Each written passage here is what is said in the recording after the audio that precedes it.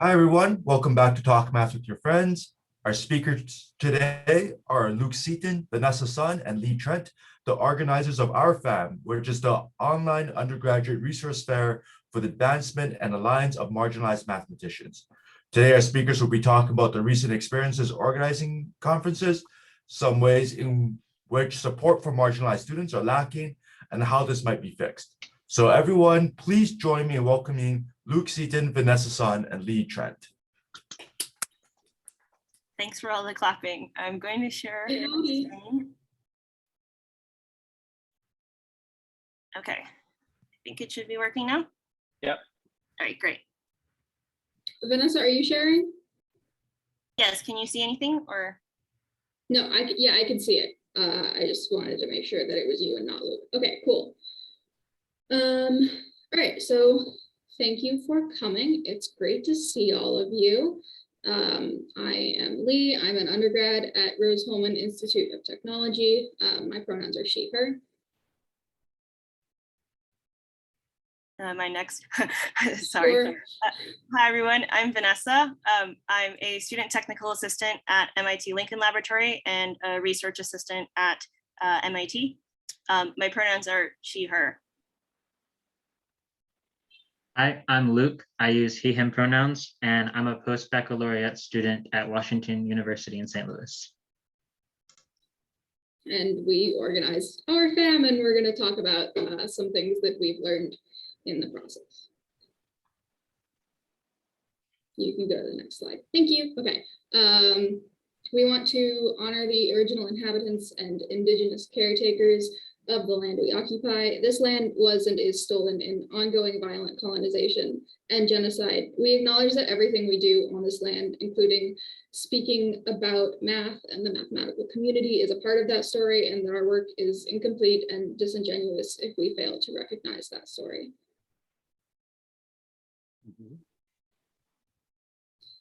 These are the indigenous inhabitants of the places the three of us live, and we encourage you to learn about the indigenous peoples of the land you occupy at nativeland.ca and read about and uplift indigenous mathematicians and their work at indigenousmathematicians.org. I can't see it on the screen.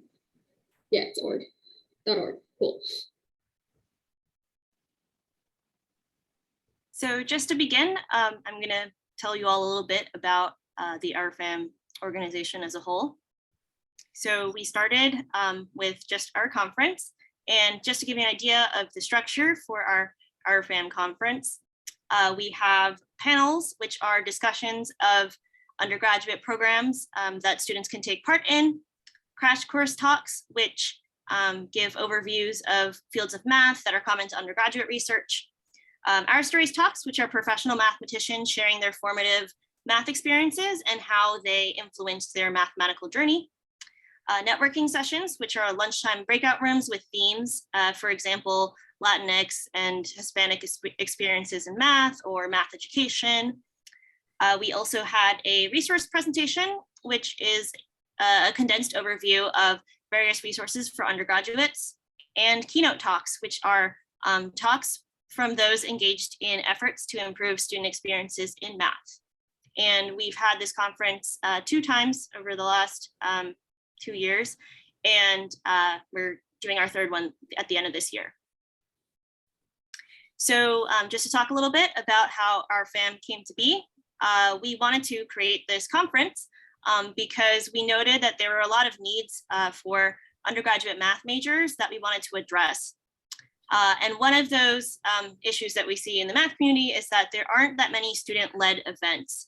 So a lot of kind of the student-led community events that happen in the math community are typically sort of like math clubs or organizing like math seminars. And usually that's sort of just on like a institution basis. So there aren't that many students really doing a lot of organizing, across different schools and doing a larger than institution wide kind of event. Students also need to see professional mathematicians who share their identity being successful in order to believe that they too belong in mathematics. And students are also not getting information about career building opportunities, different resources within the math community, or they're not getting it as soon as other people. On the bottom right, we have a screenshot of the original OURFA2M organizers. Immediately after the first conference, so Yeah. exhausted. Yeah, okay. Okay, so I'm going to talk about the impact that we've had as an organization. So each year after the conference, we sent out a survey to kind of see, to survey to the conference participants to see what kind of impact we were making. And overall, we got a lot of positive feedback. Many students indicated during the conference that they were learning things that they didn't know before and seeing resources they had not seen before. Participants from the first conference applied to join the organizing team for the following year, and I'm an example of one of those. We had 3 new organizers who joined the second year. Multiple participants reported success with RIU applications where they wrote about OURFA2M. And then you can see in the corner here a picture after the second OURFA2M conference where we have 7 organizers. And we are currently looking for new organizers. The deadline is like today or tomorrow, I forget which, but if you have students who are interested, tell them to email us and we will probably be happy to give them more time if they would like to apply. So we've also expanded OURFA2M beyond just an annual conference. We've led some workshops. We led the RIU workshop in January of 2022 to help students who are applying to RIU programs. We just most recently had the LaTeX workshop where we taught students some tips and tricks on different LaTeX things. And also this year we included Beamer. In May, we'll have a workshop on conferences and how to apply for funding for a conference and how to present at a conference. We also have a monthly email list that has tons of valuable information on it. We have a social media account. You can follow us at Twitter. We also have some new organizers who are current and recent undergrads, and so we'll be getting new organizers. As Lee mentioned, we are accepting applications for new organizers for the next round. And we also received funding for speakers, stipends, and technology. For the online conference, we we needed funding for a Zoom, and so we were able to secure funding for this year. And I'll note that the first year they were able to do it completely with no funding. And lastly, we will write and present. We'll write and present what needs we see in the community. So this talk is split into 2 sections. The first one is about mentoring and how mentoring is sometimes failing for undergrads. You can go to the next slide. So we're going to ask you to open this Padlet while we go through this section and write down as we go just whatever comes to mind regarding things you didn't know as an undergrad that you wish you knew, or things, I'm looking at a smaller screen. What kinds of resources or mentorship you wish you had, or what kinds of resources or mentorship you were grateful for, or what kinds of resources and mentorship you think current undergrads need. I know that some of the people in this room are undergrads, so talk about what you need right now. Yeah, so write those things down as we go through this section, and then at the end of the section, we're gonna have a discussion about how faculty can be meeting those needs, either through individual mentoring or through various projects. So when you open the Padlet, there is like a little plus button, and then you like type what you want to say, and then you hit publish. And as you see other things show up on the screen, feel free to hit the little heart button so that we know that like multiple people are interested in that topic, so that we can pick on those especially to discuss when it's discussion time. Does anyone have any questions about that process? Okay. I am not able to comment without Yeah, I see pluses for hearts, but not ability to add a comment. I don't think we have commenting turned on. Ah, okay. So if you want to say something, you have to make a new tab. A new like sticky note or whatever it's called. Anyone know what those are called? Bubbles? I don't know, you know, new posts. Okay, any other questions? Okay, then let us go through this section. Okay, so I'm going to talk about some of the needs that students have, and we've organized them into 4 different sections here. So first, I'm going to look at the, I'm going to talk about the faculty and professional mentorship needs. Students need mentors who encourage them and advocate for them. They need mentors who steer them away from toxic faculty or towards supportive faculty. They need mentors who do research and organize projects with them, who help them with career exploration, and mentors who can connect them with the math community. So for example, in my experience, when I was a freshman here at Rose, I very early had faculty who were encouraging me to think of myself as a mathematician, sometimes like just very gently and sweetly, and other times like a little more aggressively, especially when I would say like, I'm not a real mathematician, I'm just a student. They're like, no, none of that. And that kind of encouragement was like really helpful really early on. So that's, you know, encouraging and advocating for me. Sometimes advocating for me against myself when I'm not very nice to myself. I had some kind of negative experiences where I didn't really have professors to do research with in my home institution. I found out a little bit later about like which professors did more research and things like that. But it would have been great if professors that I had talked more about their research and invited students, you know, to do research with them or other projects with them.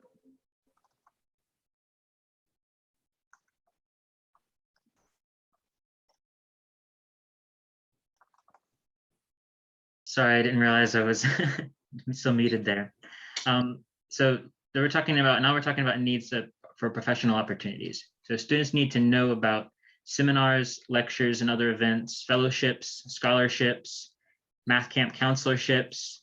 Students need to know about research experiences and math organizations, as well as internships and conferences. And also students need to know that PhDs are often fully funded. So for me, one of the examples of these kinds of needs is, you know, needing to know about professional organizations you could participate in. And probably the professional organization I have had the best experiences with is OSTEM, which is out in STEM, and it's for queer students in STEM fields, so it's not math specific. But they are, I mean, they've been one of the most professionally helpful to me, but I didn't hear about them through my math professors. So there's lots of math students who don't know about OSTEM. So math professors could be sharing about OSTEM and like other organizations that are not like the major math organizations, which are also great, but don't always meet extremely targeted needs. I also want to emphasize that in addition to just spreading the word about these opportunities for students, students also need to know, you know, how to prepare a good application for them and what they might be looking for in an application for, I don't know, REU experiences, or what would make a good application for a scholarship or something like that. And personally, I found that career services at my school were really unhelpful for a lot of these kinds of things, especially if it was something like math research focused or pure math focused, because they just didn't like understand that that was sort of a possibility for students. So it becomes sort of difficult if you kind of say that, oh, as a faculty member, you should just tell students to go to like career services and things like that. Because although they might be able to help with things like internships and writing a resume, they're not so good at kind of, they can also not be so good at directing students toward research. And therefore, professors and math departments should really try to spread the word better and take up the mantle on providing those kinds of opportunities and helping students succeed in getting them as well. I'd say, Oh, sorry. Let me go back. In my case, I went to a university that didn't, I didn't learn about a lot of professional opportunities at my university. I didn't learn about several of them until I went to another institution to do an REU. And that's when I learned about conferences like the JMM and study abroad programs.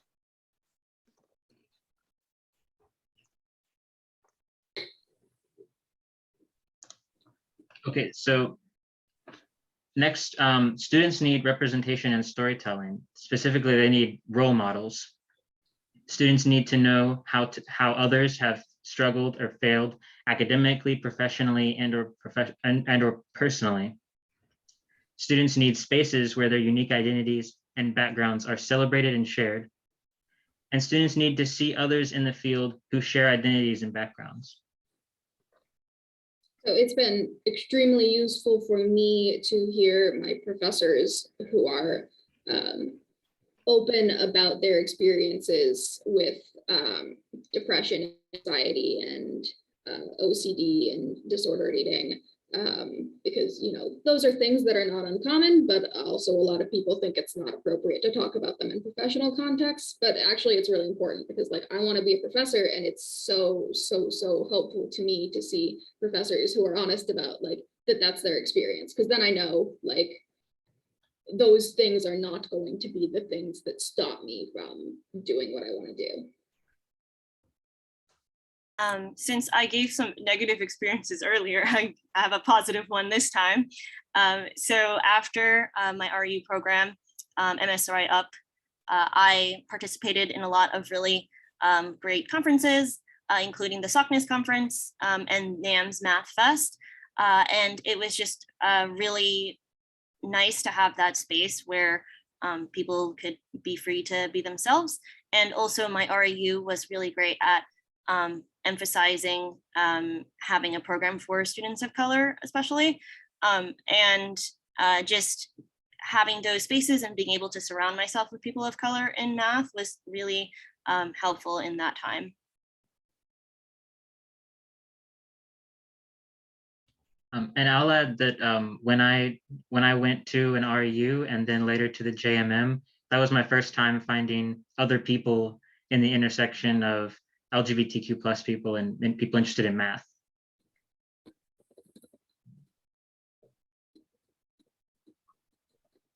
So the next need is students need community. Students need peers who share similar identities.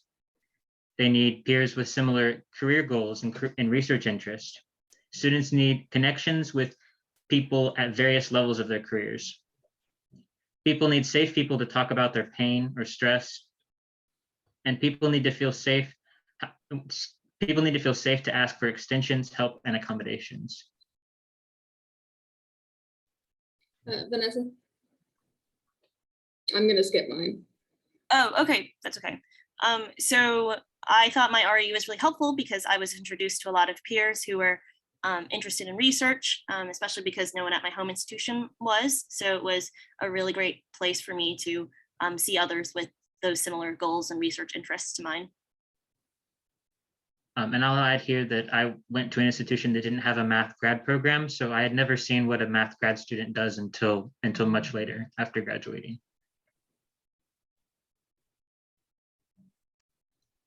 Okay, moving on, I'm going to continue talking about some issues, but this time in ways that mentorship for students is falling short, and some ways that faculty might alleviate this. So the first issue is that just taking into account that being a good mentor takes more than just being a good teacher and just being great in the classroom at teaching your students. So one of the solutions is that educators can actively begin to take part in more activities where they're working with students in other capacities outside the classroom, getting involved in the school's math club and organizing talks and just getting involved with just communicating with students and helping out with students outside of just straight teaching. Also, Many students don't know that their professors even do research or what that looks like. And one way to that faculty can address this is to introduce the research area, their research area, to students, and faculty can also share how much time they actually spend on research versus things like service, teaching, grant writing, sort of telling what professors actually do like on a day-to-day basis. Students also don't really know what possible careers they can have with a math degree. And one idea is to for faculty to learn about possible career paths for math students, how those career trajectories might look like, and just to share a little bit of that with their students. Another issue is that there can be a lack of consistency, and this can be in the form of long-term mentoring. So when faculty decide to mentor a student, they should try to recognize that it could possibly be a long-term commitment, not something that's limited to, just a summer RU program and then you never talk to your students again or things like that. And also to check in on their mentees. And then another issue is that there's a lack of mentors and role models who students can connect to with by their identities. And what we can do is create mentorship networks and programs that are focused on connecting people with similar experiences or identities, and also share that with students and try to help them get connected with other people in the math community. And then also building some class time for students to learn about mathematicians, and just to get them to broaden their sense of like what a mathematician looks like.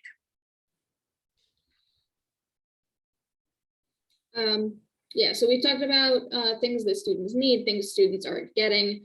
And a lot of that applies to all students, but it especially applies to marginalized students who are even more likely to not be having their needs met. And that means a lot of different types of students. It means students of color and women and queer students and disabled students. It means non-traditional and low income and community college students and students at smaller schools, students from families that don't have ties to academia. And this is not an exhaustive list. There are a lot of students who, there's a lot of ways that you can be not the stereotype of a successful mathematician, and everyone who is not that stereotype is probably not having their needs fully met, and could use more support. So that's what we're doing. And so we are not, like, when we say that OURFA2M is for marginalized mathematicians, we are not defining that in any like super strict way. If a student thinks that that means them and that they need extra support, then this is for them. We don't want anyone being left out who could use the kind of resources that we are sharing. Okay, so that's part one. It's time to discuss. Open the Padlet. Let's see what y'all are thinking about. Do you want me to stop the screen share temporarily for? Sure, that would be cool. So we can all see each other. Howdy, folks. What are you thinking? Ideally, in theory, well, not ideally, we could talk about whatever you want, but the idea that we have in mind is that we're gonna look at the things that are on here and discuss ways to meet these needs. But if you want to talk about other stuff, do that too. Although at the end, we will have a very generic question time. So no one has anything in particular. I would just start picking the ones on here that have the most hearts. Thoughts?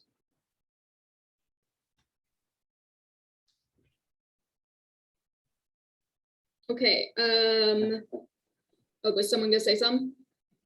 Oh, go for it, Carrie. I was just going to say, I see a lot of comments in the Padlet about LGBTQ role models and being queer in science.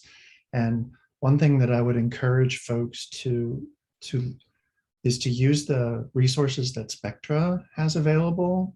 So for instance, the out list and the ally list is really actually quite amazing. And if you don't know about that, that's a list of mathematicians who identify as members of the LGBTQIA+ alphabet mafia, or as allies of the community, and have explicitly said, please post my information so that students can see me. And most of the people who are on those lists are open to just folks reaching out. And so, you know, one thing I'll tell students is, as you're thinking about graduate school, look at the out list and see if there are any faculty members who are out or allies on the lists. You can talk to them about the environment, right? So there's a lot of really neat resources, and that includes also the events that Spectra runs and co-runs at the JMM and otherwise. So the annual research conferences for LGBTQIA+ mathematicians and so on.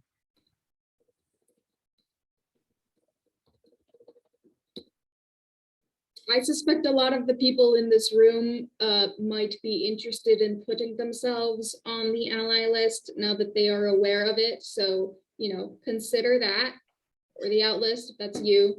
Not to like encourage people to out themselves, but like if you hadn't heard about this before and it is of interest to you, I strongly recommend looking into it. Yeah, recommending OSTEM to students. Also, I suggest doing that. A lot of schools have OSTEM student chapters.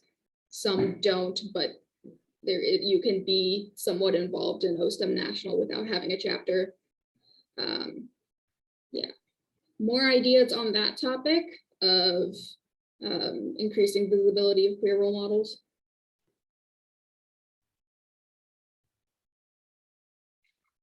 Gabby?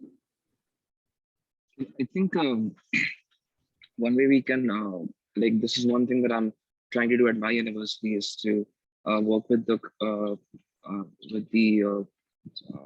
CDI office, which is like at my university, the diversity office. And we can like have a collaboration with them or have meetings with them just to start the conversation about the hiring process, and having certain students from the math department, or like from whichever department you want representation from, to being on those hiring committees, and so that there can be a fair process of whenever there's a time where math professors are hired. And yeah, like as I mentioned in the chat, it would be such a dream if we would have like a professor who's not like what the mathematician looks like, the stereotype that we have with mathematicians. I like seeing the pronouns in Zoom names. That's an encouraging thing. That tells me that that's a person who's thinking about what they're doing. I like seeing pride flags in Zoom backgrounds. I recognize that I am presently doing neither of those things, but like, in case you didn't know, I'm gay. So like, now you know. Okay.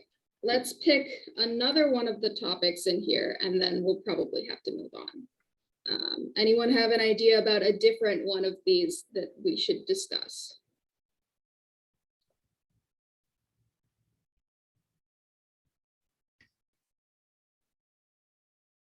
The most liked one is about long-term mentoring from early undergrad to graduation. Yeah. We could talk a little bit about that. Thoughts?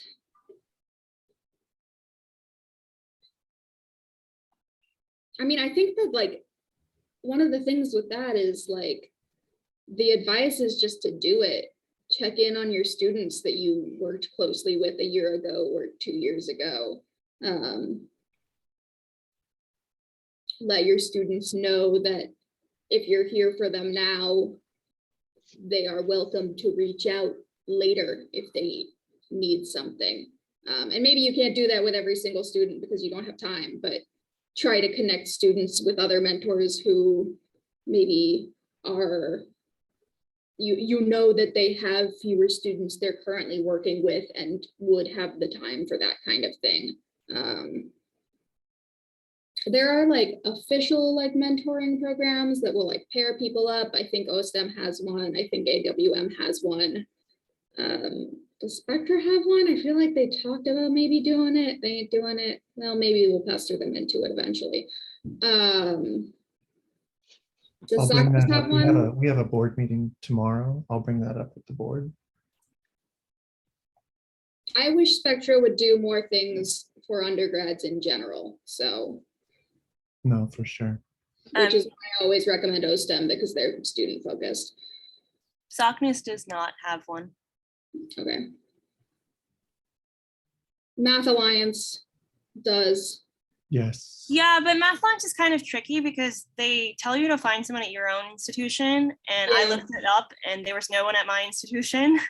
So I Yeah. went to one nearby, and then that person kind of dropped the ball on me a little while later, and then I found another one a little later on. Yeah, I guess it doesn't always work out the first time for students. And if they're like students in the audience, I would encourage you to keep trying with different people if one mentorship situation doesn't work out.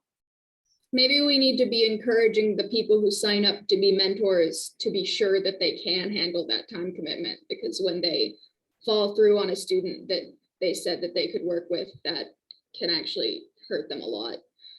Oh, that's a good one, Lee. That wasn't the only one either who did the same Yep. thing. So I I have have a, had that experience too, but I am very lucky to have tons of mentors who have not fallen through on me. And so it is not, a lot of them are in this room. Hi, I love you. Or I should say that also, if it happens like in the early stages, that can be particularly devastating. For me, that happened like right when I was applying to RAU programs. I had been working with someone who was encouraging me, and then they kind of disappeared on me. So at that like very early stage where it's like, oh, you're just starting out in math, it's very different than if you have other people around you, other professors that you're going to for research and doing research with and things like that. In other cases, you kind of just, the person doesn't have anybody, especially at those early stages. And like, I'm totally understanding of the fact that like, y'all professors, y'all got a lot of work to do, and like, Emails. like a lot of work to do. And like, if you can't handle some student that you've been working with, that's like totally okay, but it would be fabulous if you try to like hook them up with someone who does have the time to see them through whatever they're working on. I have a technological question related to this theme. So like I periodically send emails to like all the students at the institution that I've ever had classes with when I'm like announcing things, and sometimes that gets responses to stuff. Maybe this will get me downvoted, but I don't like Slack or Discord because to me they feel like, for what I don't like them for main communication, because it feels like I have to think to go to another place to see if some communication has happened. But then emails, they sort of like disappear. So I don't know a good way to like ping all of my past students to say like, if you need to talk to somebody, remember I exist, without like either email or those or other things. They just don't quite do what I need them to do. So do any of you have a preferred way of that happening for the wide net version of this? Well, I love Slack and Discord, but I don't think that they are like, they are not the medium for that kind of thing. I think email is the best medium for that kind of thing. And I also totally understand that it's not always going to work. I don't know. I do know that we need to move on to the next section. Sorry. That's fine. We can bring it back at the end if you would like. Yeah. But we got to go to the next session, and we got to maybe go through it a little faster than we did the last one. All right, so part 2, we're going to talk about like lessons in organizing specifically that we learned while doing OURFA2M2. There's going to be another Padlet. Hope you guys like it. Next slide, please, for the Padlet link. New Padlet link.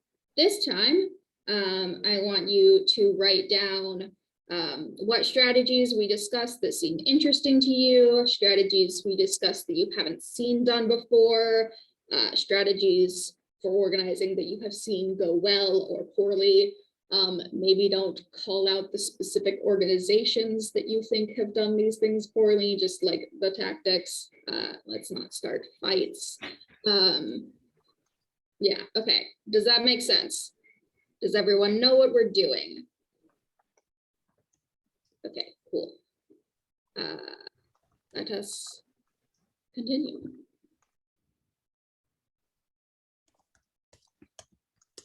So first, we're going to talk about the value of intersectional programming.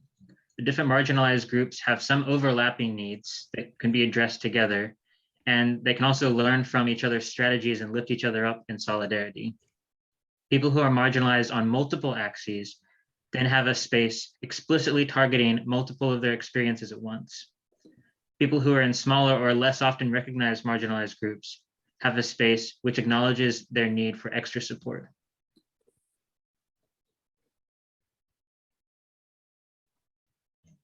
So how can you succeed in intersectional programming?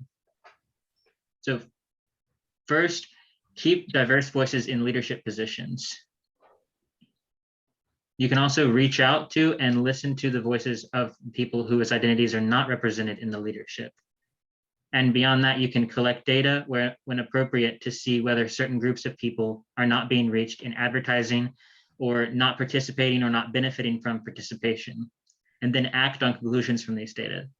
For example, the OURFA2M organization reaches out to participants and has them fill out a survey where they can self-identify on what kind of groups, or what kind of self-identify with different groups, and we can see what audiences we're reaching. You want to define your terms broadly and let people self-identify into your group. So don't exclude unnecessarily. And finally, you don't want to tear down specialized programming, which is also important. In fact, it's good to recommend specialized programming. I think all of the organizers that are here today have some role in specialized programming as well.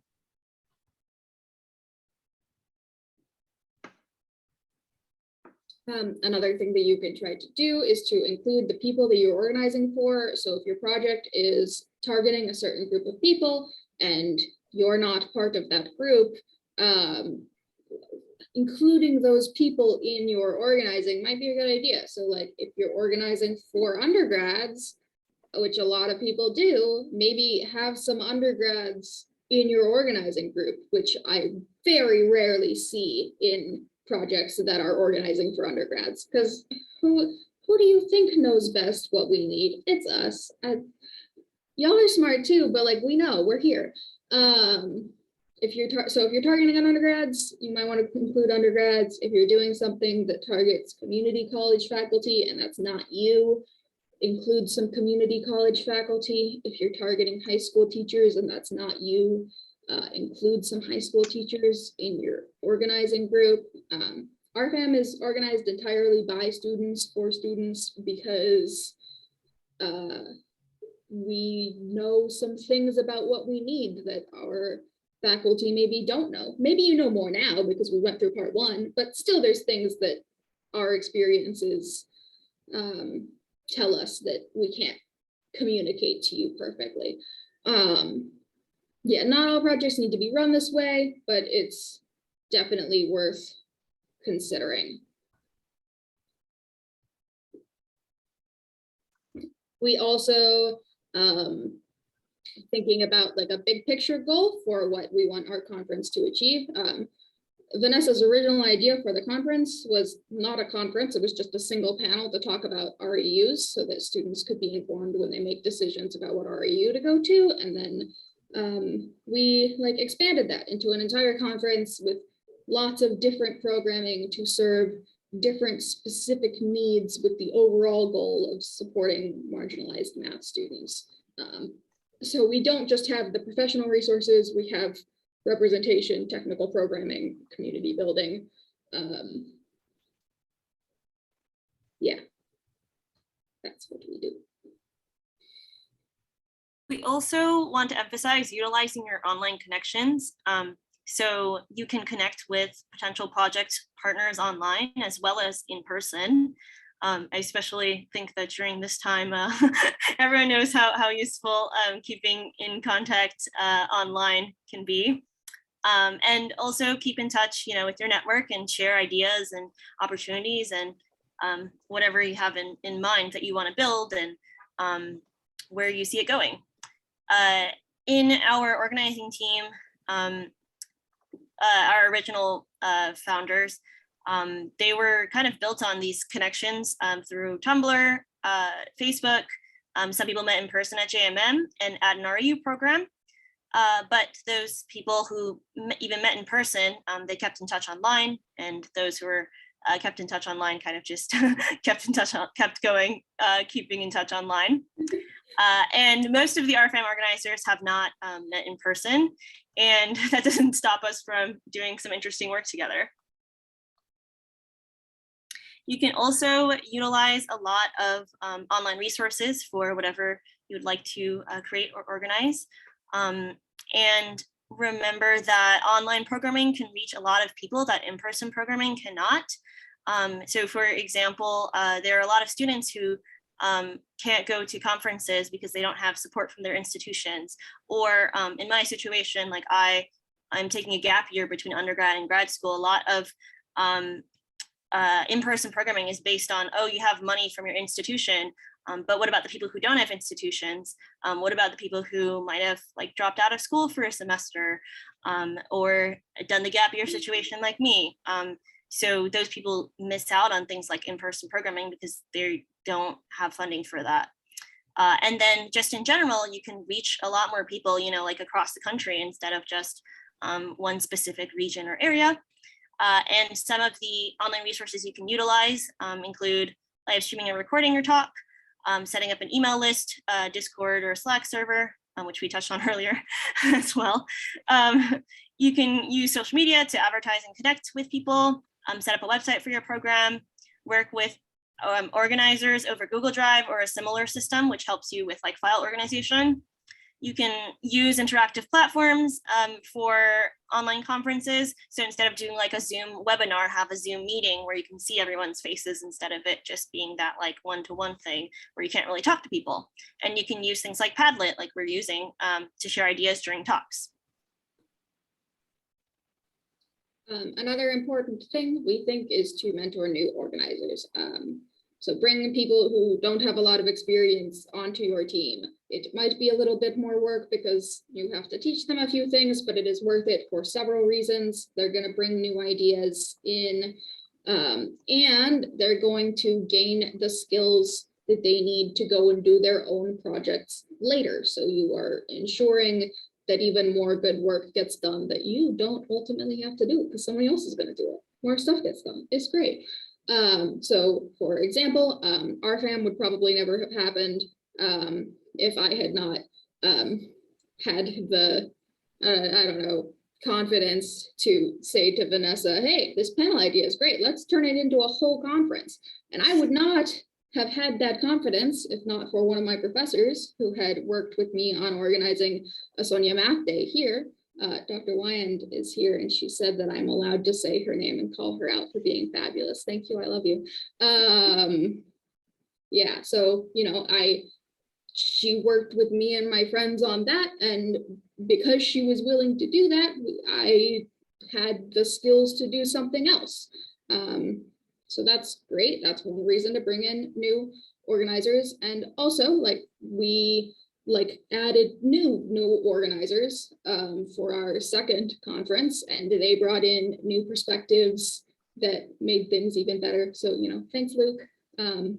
And Michael and Shreya, who are not here, but are our other new organizers for this year. All right, time for discussion again. Pull up the Padlet, the second Padlet, and we're gonna do the same thing we did before, pick the things that people seem interested in, but this time we're gonna discuss projects that those things could be applied to. Got it? Cool.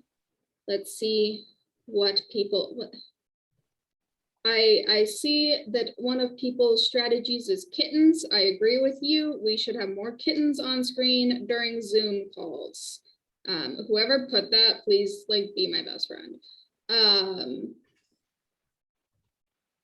What else has lots of likes? I think that one has the most likes, so I'm glad you guys have your like priorities in order.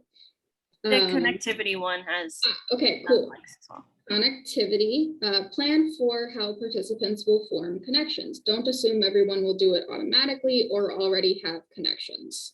So what kind of projects does that kind of strategy need to be applied to?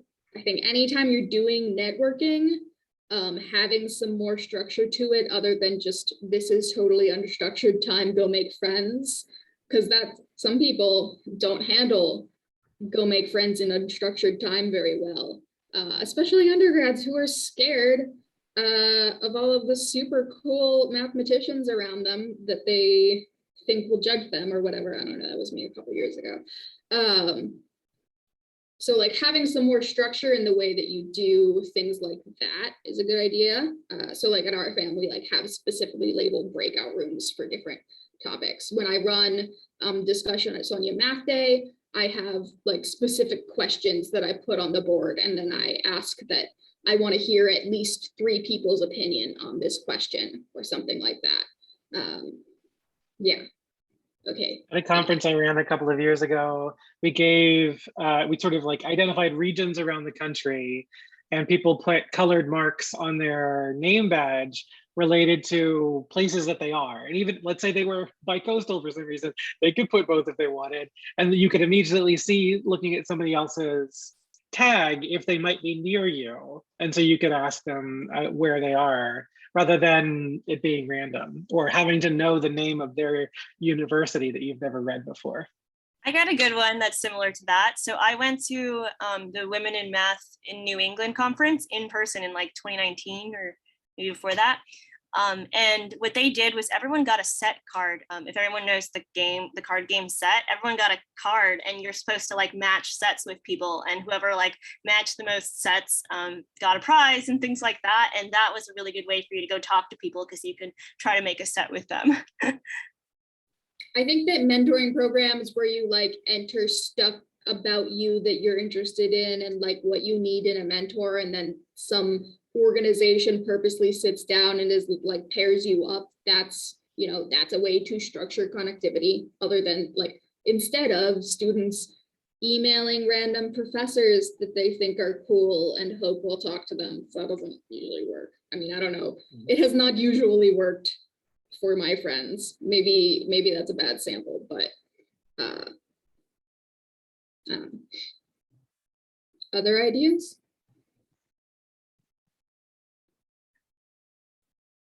Okay, then let's pick a different topic. One that has some likes is people need specific roles and tasks, or it's easy for something to lose steam.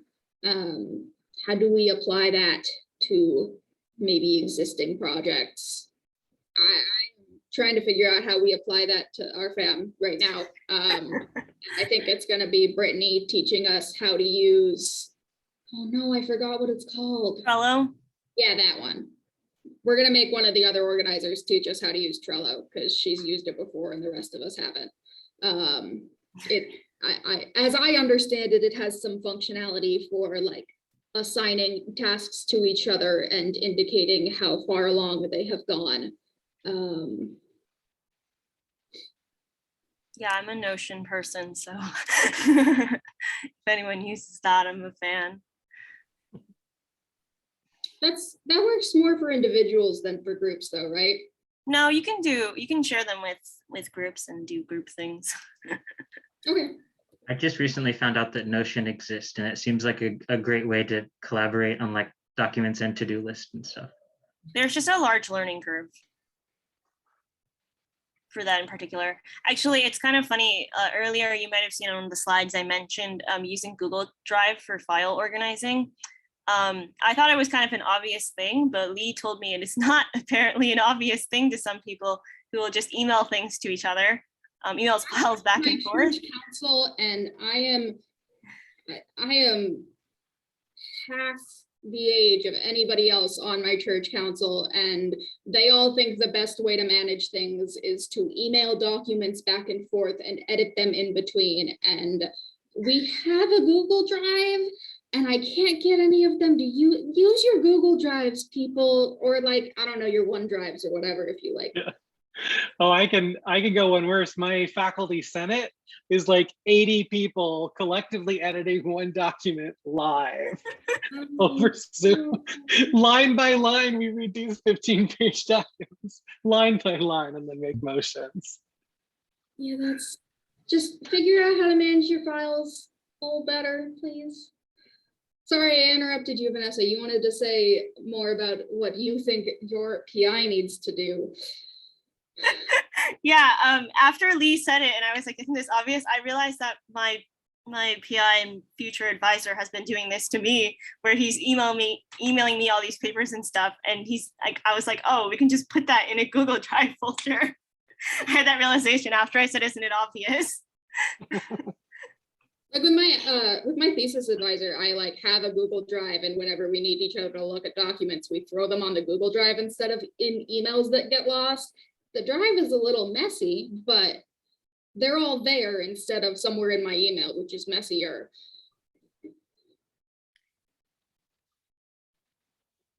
Okay, so we have, I think, 8 minutes left. So we have done both sessions of discussion. Who was supposed to do this slide? I think it was you, Lee. Oh, thanks for coming.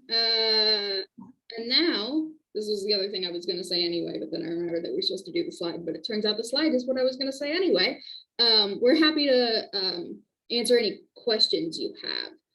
This is our contact information if you want to get in touch with us later, but also we'll answer questions now. And if you don't have questions, we can also just keep discussing the things that we've been doing. But let's start with, does anyone have any specific questions about the things that we've presented?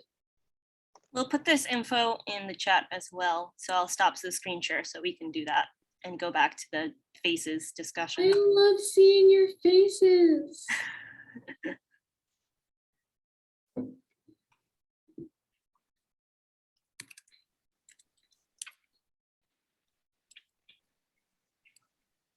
Any questions? Thank you, Brian, for covering the bases here. Yeah. In the first Padlet, I felt like there was a major theme of I didn't know there was even something I didn't know. And that's a very challenging thing to work on. And I don't know, do you have, I mean, obviously going to these kinds of things where people share and share resources helps with that, but do you have, I don't know, do you have any insight about that problem? You mean students not knowing what they don't know? That's the frame that I was thinking about it. Like at the time, there were things I didn't know about graduate school that I didn't even know that I didn't know. So I didn't know that that schools could be different from each other. So I didn't even know to ask. I didn't know what I didn't know. I'll just say this is a super important topic for first gen students. Like when one of my professors told me that when I apply for graduate student, I should never expect to pay to go to school again. I was like, what are you talking about? So yeah, they're just things that are so obvious to people. There's just completely part of this world that we don't know about. Former first gen. I have a friend who's another senior math major who maybe he's not math, he's CS, but he wishes he had been math and he wants to go do math grad school someday. And he is getting like an industry job so he can save money to pay for his like going to grad school to get a PhD. I'm like, actually, no. And I like just told him this and he just like got this job for next year. I told him that's not how it works. And he's like, what? I wish he had been my friend sooner than this year so I could have told him sooner. But yeah. And I don't know how to fix it because, you know, the people who don't know what they don't know how to ask. And most professor mentors, you know, they're not first gen students, for instance, right? And so for them, it's obvious. Everybody knows that. Yeah. Something Rose does that I think is really good is that we make all our math majors go through a career prep course and a contemporary math problems course. And they like, here's what an REU is, here's how you apply to one, here's currently active fields of math. Actually, a lot of the programming of our fam is modeled on my experiences at Rose in those classes. So, you know, there's a lot of Rose professors in this room, actually. Thanks, guys. I stole things from you. Yeah, so stuff like that, that like students are not opting into, because like students aren't going to be like, I don't know what an REU is, so someone should tell me, because they don't know. But if you're like putting them through a class to get their major, that's like, by the way, here's all the things you could do with your major. I think that's helpful, because it's not something they have to opt into when they don't know that they should be opting into something like that.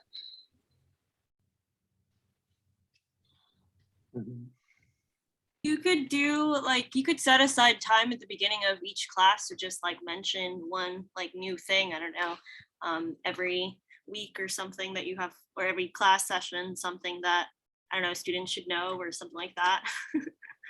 I think a lot of these kinds of discussions happen with like, oh, you go to your professor during office hours and say you need help on this thing, or that you want to do this thing. I don't remember, for example, how I knew about REU programs, because I know for sure no one told me. I definitely like found out somewhere, definitely the internet, but I don't know what encouraged me to do that and to look at research programs. But I don't know, I feel like if someone had suggested that in particular, like, oh, in REU, a research experience for undergrad, kind of program specifically to apply to, I would have like thought about it as well. Did you find out about REUs from the math people on Tumblr? Because I know I met you because you were asking about them after you had gotten in. No, I only got on Tumblr after I already was going to put in my applications. Okay. I have a lot of friends on Tumblr who like learn, like people keep telling me that they became math majors because of my Tumblr, and I'm like, that's a lot of responsibility, okay? Like, stuff like that. But like, you know, not a lot of people use Tumblr, but there are some cool people on there, and there's at least one math dork who's putting out useful information alongside shit posts. So Well, that is a perfect, I think, ending. We're about out of time. Before we say goodbye, I have one little advertisement. I hope everyone will come back in 2 weeks. Our next talk is with Mandy Jansen, who's going to talk about rough draft math, revising to learn. Sort of the idea that, you know, we get our hands dirty and we get a first draft out there, and that's part of the learning process, which, especially for those of us who grew up as perfectionists, was one of the harder parts of transitioning to research and transitioning to graduate school, which sort of builds on some of our topics from today. Well, thank you very much. Could everyone please join me in thanking the OURFA2M team, Luke, Vanessa, and Lee, for an excellent session today. I'd like to encourage any and all of you to sign up for our email list, so that, because then we can send you things to share with your students. Yeah. Excellent. And that is OURFA2M2 If you email that, you can get on the list. Yes, there's also a link to sign up on the website. Perfect. Homepage. Okay, we'll link that on our website, the Talk Math with Your Friends. Thanks, everybody. Thank you, everyone, for coming. I wanted to mention that if you looked a little further down on the schedule that Brian just talked about, I'm the next person to talk after the next talk. I will be doing a reading of some poetry and memoirs that I wrote about my experiences as an undergrad math student. So please come back for that too. In Yes. So I don't know how many weeks. come back in 2 weeks and 3 weeks. Perfect. Yeah.